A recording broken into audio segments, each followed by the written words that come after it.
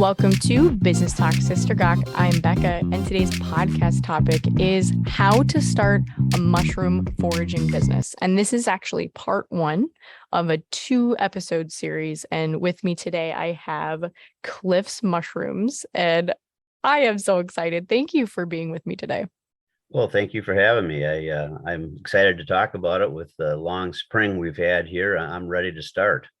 Yeah, I've been waiting to do this podcast for almost a year now, because I think I reached out to you as the season, maybe mushroom season was ending at least a year ago, and thought this would be a good time. And when you reached back out, I was so excited. So Yeah, people start really thinking about it in the spring. Everybody's sick of winter, and the Morel mushroom is what everybody's going to have on their mind soon. So yeah, the timing should be good. Yeah. Okay. So the first question is, what do you do, and kind of describe what that looks like? Well, what I do is there are 12 species of mushrooms that you can legally sell in Minnesota. If you're certified, you have to go through identification classes and pass tests. With that done, you can sell 12 types. And the 12 types that the Department of Ag will certify you in are types in nature that there are no lookalikes. So with the proper training, the 12 that I sell, there's nothing else out there that mimics them that can get you in trouble. There are, literally thousands of edible types of mushrooms out in nature, and I see a lot of them. But they have lookalikes. They have ones that look very similar. And, there are 54 types worldwide that have killed people. So it is Wow. serious that, that you really know what you're doing. And that's why there's a list of 12 that you really can't get in trouble with if you've got the basic training. Okay. Yeah. So why did you start doing this? Well, I've always I've been a lifelong hunter, trapper, fishing, you name it, in the woods a lot. And as I got interested in this, that was probably 12, 14 years ago. I started with morels just for my own personal use, and over time, learning how to read habitat, I became good at it. And there was a point where I couldn't possibly eat all the morels I was getting, and and so that was that way for quite some time. But after I retired and I had more time on my hands, I got to thinking about it as an opportunity that while I was out there turkey hunting, or in the fall bow hunting, whatever it was, if you can kill two birds with one stone, I saw that as an opportunity that there was a demand out there, and maybe I could fill it. Yeah. Well, and I just think of the farmer aspect of being able to grow things, and then you have so much, you either have to preserve it or sell it or give it away. So I could Yeah. definitely see that as you are getting proficient at finding mushrooms. Well, So and the key on that is, it took many, many years to get good enough where you can look at a habitat, look at a piece of ground, and you can eliminate 80% of it if you know your tree species, your bush species, your, the soil moisture, all those things go into it. And when you can eliminate 80% of what you're starting with, and you focus on the 20, and the phenology of it, so you know what to look for in nature as far as when to look. Those are all factors that took a long time to get there, but it's rewarding when you can make all that work to where you come up with big numbers. yeah, no, I'm super excited about getting into that, because when we were talking about this episode and figuring out how we were going to do it, just some of the quick tips you gave me were so valuable, I thought, because I do enjoy going out in the woods and looking for things. So let's talk a little bit more about that aspect of how and why did you kind of decide that this is the best way to do what you're doing? Well, I guess when I originally started, I thought, I don't want to work for anybody. I've got time. If I could, find something that I could do on my own schedule, and combine it with other, pursuits such as hunting and hiking and fishing, whatever, that would be a win-win. And so I originally, set the goalpost pretty low. I just thought, well, what if I could, just pay for, my turkey hunting in the spring? That'd be a nice level. And so I shot for that, and very quickly, exceeded that. And so over time, you learn techniques that you can produce more and more. It's a ton of work, but you get better at it. And I guess that's probably what kind of interests me is there's a lot of satisfaction with being good at it. Yeah. So are there any specific rules around selling mushrooms, such as where you get them from or anything like that in that the states or the federal government has that we didn't already understand? Yes, I mean, number one, you need to be certified, so that's a big deal. Because you need to have gone through the training courses and know what you're doing. Secondly, private land with permission and your own land is where sales mushrooms you sell come from.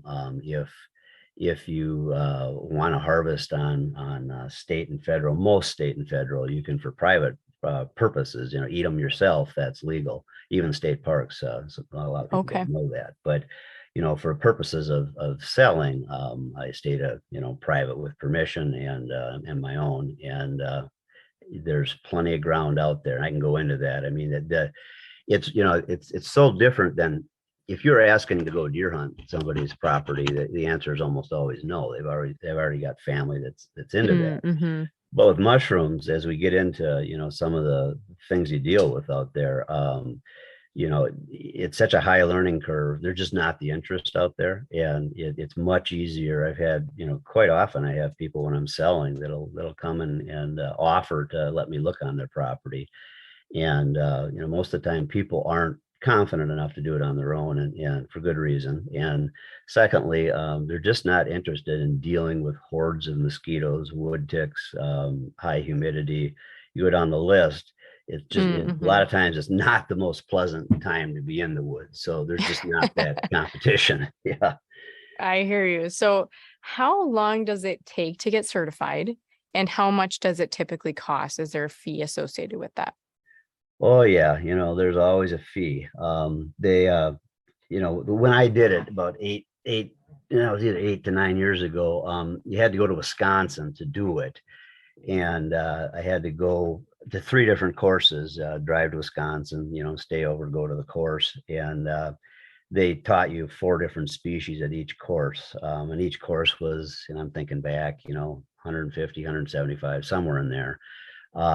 So it took, a lot of driving, and, there was some hassle involved in it, but there was a good courses, and, you left there, proficient. I already knew a lot going in, but I learned a lot, and it helped me fine tune things. And the other thing is I met a couple key people that have helped me along the way. Mm, Just a quick story. There's a guy I met there that when you think you're good at something like that, you just look a little bit, and there's people that are yeah. so much better than you. And this gentleman had just passed. It's called the Michigan Expert Test, and it's a 500 question test. You got to know the Latin names of all the mushrooms as well as the typical.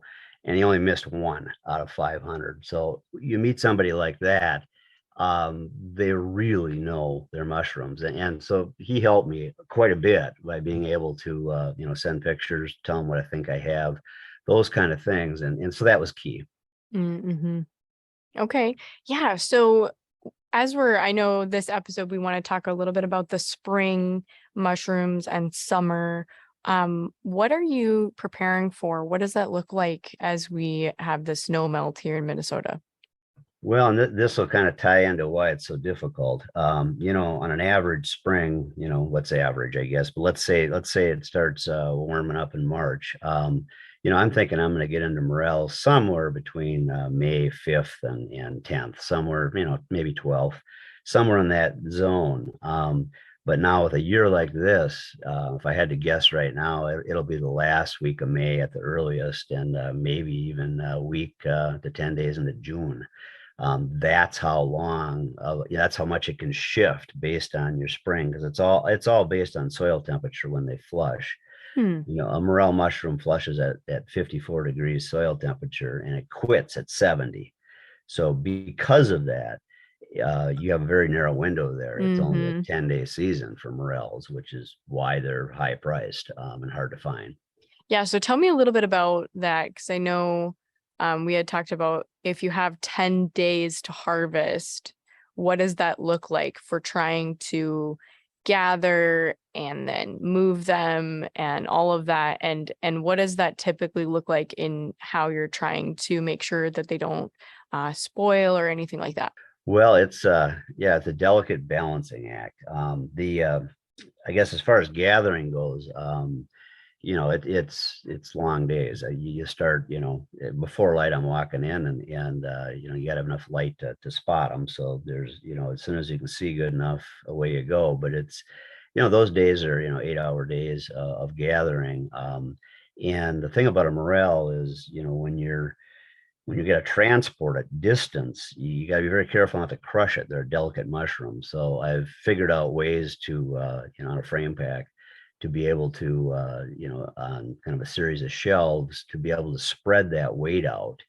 And that's the key. I mean, if you're gonna have, say, 70 pounds of mushrooms on a frame pack, you can't just put them all in one box and expect to have anything good when you get to the truck. So you gotta, layer those out, and the faster you can get them in and out and gathered and then get them to your people, the better, because any mushroom, you've got a shelf life of a week to 10 days if you keep it Mm, nice and cool.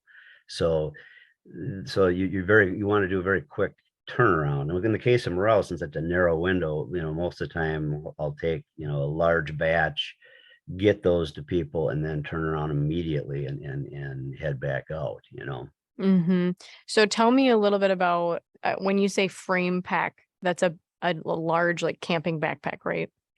Yeah, and I know we're gonna get an equipment at some point, but frame pack. Most of this gear I've had because I hunt moose and elk, and I'm into that scene.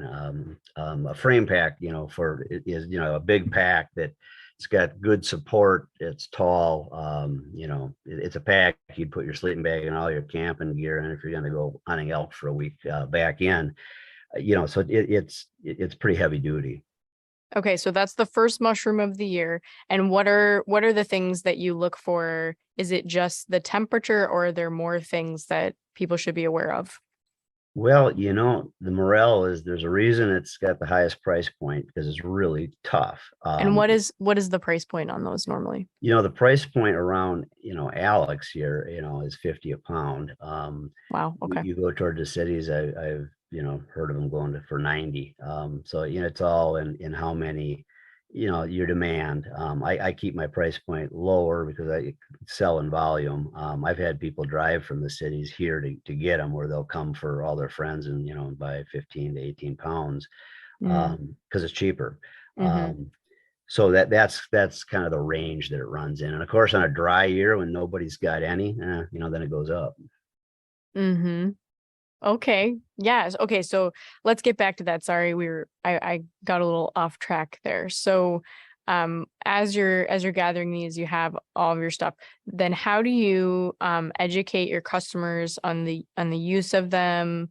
How do you contact your customers when you have them ready? What does that look like?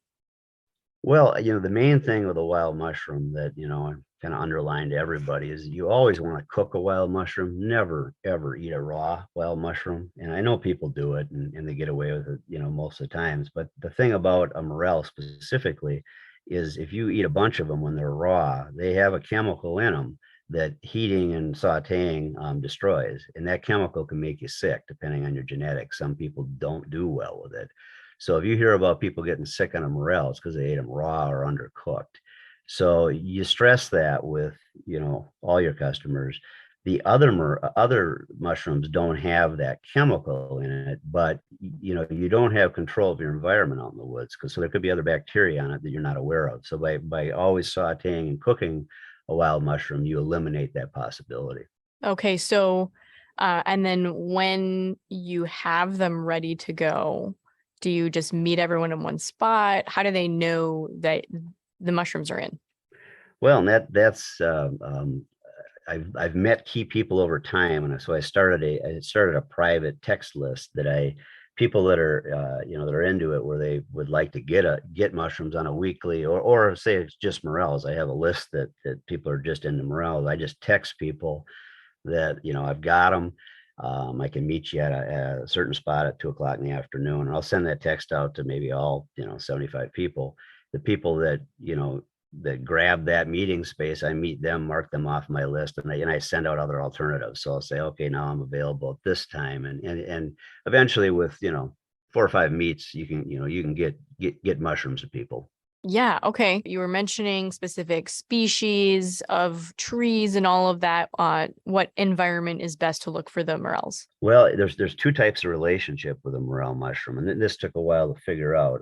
There's the dead elm relationship, and it's a good one, but it's not nearly as good as the live ash relationship. And the difference is when an elm tree dies, most of the time elms have morel mycelium. And mycelium is the root system of a mushroom, and that root system, actually entwines with certain tree species. One of them is is the elm, and the other is the ash, and many other bushes you find them in. But the key there is that the elm tree, when it dies, it sends out a signal to the mycelium that it's dying, and that's what really makes morels flush, because what they're doing is what we call the mushroom is just a fruiting body of that system of that mycelium. So really, the mycelium is far bigger than the body of the mushroom that we harvest. And what that morel is doing when the elm dies is it's spreading its spores. It knows the host tree is dying, and so it has a big flush of fruiting bodies to get those spores out into the wind, so it propagates its future. Hmm. Follow me so far? Mm-hmm. The problem with that is it's good for about 4 years. Once the bark starts falling off that elm tree, it's about done. So Mm-hmm. that's it's good for a while, but you're always looking for the next spot. The much better relationship is if you can find them relating to live trees, and specifically ash is where I do the best. And the key there is there for whatever reason. Sometimes you don't know the reason, but they have this relationship with live trees, and they fruit every spring again to get the spores out. But it'll go on forever as long as that ash tree is alive. Mm-hmm. And those are the types of spots that are far more I guess valuable for long term than the dead elm. Not that I don't look around dead elms, I certainly do, but it's a short-term situation. Mm. Yeah, I was okay. So many thoughts I have on that. Okay, so the next question I have is how do you incorporate travel? Does it look like going to other parts of the United States, or do you just stay busy here as a seasonal business? Yeah, strictly seasonal. And I guess the key that I would underline there is you really have to have total control of your schedule. If you're not retired, you just can't do it to the level that it takes to provide a couple restaurants, farmers markets, and private folks. It takes me, on average, anywhere from 20 to 25 hours a week to do this. So you got to have control of your time. That's the number one. And yeah, and the number two thing is financially you can't depend on it. And I'll just give you an example. I mean, morels, when things are right, I can come up with 120 to 140 pounds of morels in that 10-day window. When you get a Mm-hmm. dry stretch, same areas. When I've had bad dry years, it's been as low as 8 pounds. Hmm. Yeah. You know, Wow. so you can't be depending on it. So with that said, keep the overhead low. Yeah, I do some traveling. I don't go out of state. I don't need to. I can stay, within a few hours anyway. Sometimes I'll go up north, and spend some days up there. But I sleep in the back of the truck on a cot and a sleeping bag. Bring your own food. Keep it very low budget, and quite frankly, you don't have a lot of time. You're out all day anyway, so you just need a place to sleep. Yeah, well, and I was just thinking, I know for mushroom gathering that I've done, it's a lot more. You start in the southern part of the state, and as things heat up, you have a little bit more time if you just keep moving north with the weather. Yeah, you do. There are people that chase the whole morel. I mean, there's people that do it in multiple states, and they, start down in Arkansas and work all the way up into Canada. Really? Yeah, there are people that do that. I guess I find that after about 20 to 25 hours a week, it becomes work. And, Then it's not as I'm fun. not, I like to take my kids fishing and, want to keep my schedule retired. When it starts to become work, I start winding it down. I want to enjoy it. So are there any special harvesting techniques or efficiencies that you've incorporated into your process to make either finding them faster or making sure that they come back the next year better, anything like that? Well, kind of both on that topic. I mean, I just underline that, the reason there's not a lot of people doing it is, you really need to know your tree species and you need to know it by bark and not just by leaves. When I'm, out and about the rest of the year hunting and traveling, I mean, I'm always looking and knowing, how to identify trees and that's just so key into it. So if you don't have that, you got to learn that first. So with that said, I've already said ash and elm are big, but you want to really watch your soil moisture. So if conditions are perfect, you'll find morels on top of ridges. But if it's at all dry, you want to focus your attention down the ridge lines, bottom of ravines, where moisture is going to settle and be higher. Mm-hmm. So again, you can eliminate, we're talking about morels a lot, but chanterelles is another one like that. I mean, if you've got a lot of rain, you can find them on top of ridges, but most of the time you're finding those, side of ridges. A lot of times, we'll get into southern exposure is going to go first on a ridge. For morels, I mean, you'll get a flush on this with a southern exposure a week before the stuff on the north side of the ridge with the northern exposure will go. So those are all things that you kind of learn over time, but they're important. Yeah, this is probably one of the most technical podcasts I've done in a very long time. So I'm personally enjoying it. Well, I'm glad you are, and the thing I talk to a lot of people that, that kind of have the viewpoint that it really must be fun. It's kind of like walking in the park, beautiful. And the problem with it is there are days that are like that, but there are an awful lot of days where, you're into really heavy cover. And a lot of the areas I carry a shears, brush cutter shears and a small saw. And, to be able to just to make very narrow pathways, if you know what prickly ash is, or they call it buckthorn, just a nasty exotic species that's everywhere and it'll just rip you. And so it's a lot of times you combine that with the bugs and the heat and I start very early. That's why I'm out at first light and I try to wind her up. If it isn't morels, if it's summer and fall mushrooms, I try to wind her up by 10:30 because it gets too oppressive. Okay. Yeah. So what sort of marketing or anything like that do you do for your business for people to find out about you, and what does that look like? Well, I haven't done a lot. I sell to a couple restaurants in Alex, La Ferme restaurant, and then Pike and Pint. So I keep my cards there. I have business cards that I keep there. I sell at the Home City Farmers Market. So you get a lot of word of mouth. People, find you and I hand out cards. So you get a lot of word of mouth that way. And then everything's done over text. So, I get random texts on a regular basis, all, spring, summer, and fall. And even people from the Minneapolis that are driving up on the interstate and want to know what I have. And then I'll just meet them at the interstate exit or whatever on the way to the cabin. And so I sell, it kind of does spread by word of mouth. So I haven't, I don't have a website. But with that said, you know, I'm going to probably try to do one more market this spring or this summer. I'm going to add one more in, but that's probably going to be my max capacity. I'm selling, there's enough demand where I'm to the point where, I'm probably going as hard as I want to go, put it that way. Yeah. So what's the ratio of harvesting to actually being at farmers markets, selling, going to restaurants? What does that look like? Well, it's been a pretty good ratio. If I got a 25-hour weekend, I probably got 5 hours into selling and 20 hours into searching. Oh, okay.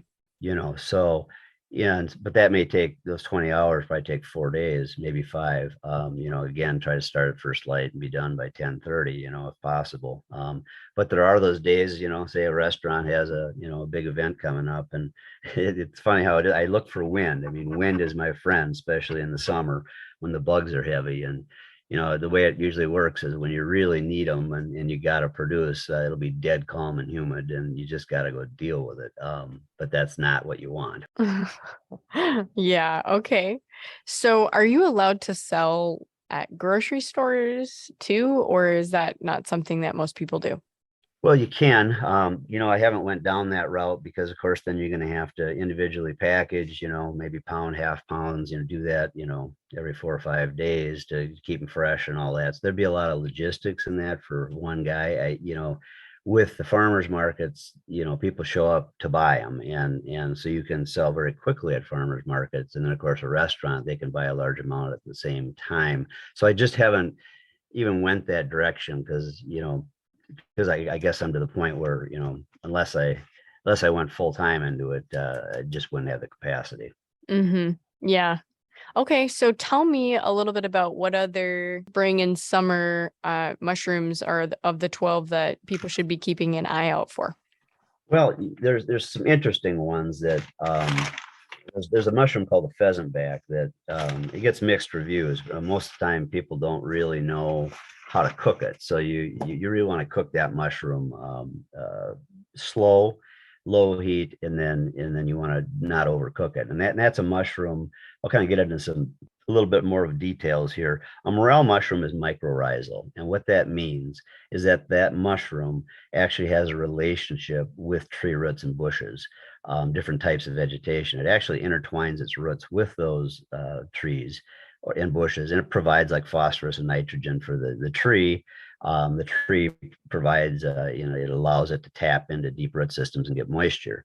So you have that symbiosis going there. The difference now, we're going to switch types of mushrooms. Now you're going to get into a saprotrophic mushroom. Now that mushroom is like a pheasant back.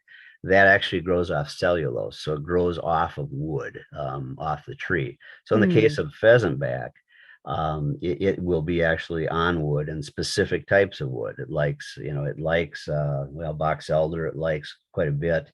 That's probably a primary one. And that relates also to the next one called the chicken of the woods mushroom. That's also saprotrophic, where it hmm actually eats the tree. And that one's more of a late spring into summer mushroom. And I've heard that it depends on the tree that it's growing on too, right? Um, because I don't know, maybe I'm wrong in this, but and correct me if I am. For chicken of the woods, if it's on a pine, it's maybe not as good for your tummy as say like a different kind of tree, or is that accurate or no? That is true. Yeah, that's a key one because it picks up anything that's coniferous. It'll pick up something from that tree that makes it really tough on your stomach. It can poison you. So with that said, again, trade identification is really important. But I've done an awful lot of grouse hunting and covering ground up north, and I've never seen one on a pine. It's always been on an Mm, ash or an oak. okay. But again, very important to know the difference between those just by bark. I've never encountered one that I couldn't take, but probably a key on some of those is knowing when there's a cycle to them. When they Mm-hmm. first emerge, they're full of moisture and they're taking moisture from the tree. But in the case of the chicken of the woods, you wanna get that mushroom within 4 days after it emerges, because what ends up happening is over time it cycles through to where it quits growing, so then it starts to dry out and the texture on that mushroom changes, and also you've got bugs that'll get into them. So it's Mm-hmm. very critical, and kind of back to having control of your time. I'm constantly watching the radar, all summer, for moisture. And anytime I get, a rain event, wherever it is in the area that I gather, I'm watching that. And then 3 days after, in the case of chicken of the woods, I'm out and, starting to run these areas because they'll grow that fast. That moisture will make them pop, make them flush. And within 3 to 4 days, they're ready to harvest and they're going to be prime at that point. Okay, so it's a really big relationship with the weather patterns to be prepared for. So what Yes. and you were telling me there's one that comes within 24 hours of a rain, right? Yep, that's a tough one. That one's the hard one, the porcini, and it's a high demand mushroom. Boy, when I can get them, I can sell them. But they're very quick. Took me a long time to figure that out. You can't wait, 3 days after a rain event for those. On those, you need to be out there within 24 hours. They're that fast. They go from nothing to a very nice big, they can be up to a pound Really? in 24 to 36 hours. And they go equally downhill as fast. They turn real mushy and inky. The bugs find them. So you don't have a window there. You've got very narrow windows. So again, rain events, I'm watching that radar. And if I'm in that time period, for Porcini, it's, mid-July through August and into September too.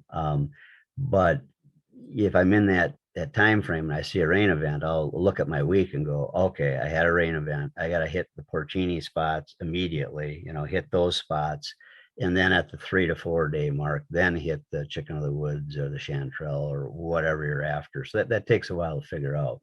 Yeah, well, and we're gonna keep going with this conversation in the next episode because I do have more questions. But how can people find you? Well, always available on my phone. It's Cliff's Mushrooms, and the number is 320-424-2419. And I'm actively adding people to the Morel mushroom list right now. And so that, I've got a list that are people that are just into that. And I've also got a list that people that are into all their other ones. And there's some people that buy weekly, some buy monthly, some it's just Morels. I feel as if you are selling an illegal product. Well, it's funny when I meet people in various parking lots and sell them off the tailgate. I keep waiting to get shook down here, but it hasn't happened yet. So it must be. Usually, I've got 20 pounds of mushrooms on the tailgate, so it probably speaks for itself.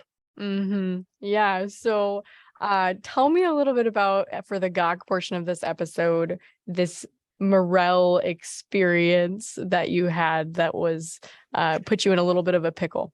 Yeah, it was a pickle, and you think you're good at something, and then life throws you a curveball, and you learn as you go. Long story short, it was on a run last year where frame pack, and I was heading in at least a mile from the road, and I knew I could get 20 to 30 pounds in this area. Long story short is I could see big weather systems coming, and like high wind and hail, you name it. And I was trying to beat it. And I got in there and I got my 30 pounds on the frame pack, and I was coming out. And it's funny how your brain, it gets a visual to where you're not even thinking about the mushroom, and I'll spot them. And so I was walking, with the frame pack. It was reasonable weight at that point, 30 pounds. And I caught something out of my eye in the nettles, about knee-high nettles, saw a Morel. So I stopped and started looking. And here I found the best patch I've ever found in 20 years. And I could hear the thunder building, in the distance. And long story short, in about an hour, I probably took another 40 pounds out of the patch. And I could hear the storm coming. And so at that point, I had somewhere in the neighborhood of 70 pounds on my pack frame. And these are That's insane. cardboard boxes in layers with bungee cords, and it's quite a contraption when you're coming out with it. But it's all based. You got to have the structure to prevent crushing. And so what ended up happening was I took the storm right in the teeth, and it started pouring, hailing, pouring, lightning, you name it, and my boxes started disintegrating. So I'm to the point where I'm still a mile from the truck. What do I do? And what I figured out to do was I broke branches, and I put them in between the layers of the boxes, which of course added weight. But what are you going to do? That gave me the structure, so I didn't crush everything. And so I got it all on the frame pack, and I had to go across, quite a big opening, and it was lightning, you name it. And it took, it took about an hour to get out of there. But what I learned from that is that two things. I'm going to switch. It's too hard on your back. I'm 57 now, and it's getting tougher and tougher. I would switch to a deer cart. So instead of having them all, in one, layer it with all that pressure, Mm-hmm. laying them out on a deer cart on wheels. The disadvantage is I was in heavy brush that day, so that has its own problems. But that would, that will bring them so they're not crushing each other, and then have extra rain gear over so you can roll them out. So I mean, I've thought through that, but when I look back at it, it was all that work, and 70 pounds of morels, if they all went to waste, it would have been Mm-hmm. a pretty big bummer. But it worked out. But you learn. Yeah, no, yeah. Well, thank you for being with me this week. I am super excited for next week for sure. Well, this went really quick. I mean, we barely scratched the surface. I've I enjoyed it, and know. yeah, thank you. Yeah, and if you have enjoyed this episode, you should listen to the next one coming up. We're going to be finishing this conversation with Cliff's Mushrooms, and you should give it a review on Spotify, and we'll see you next time.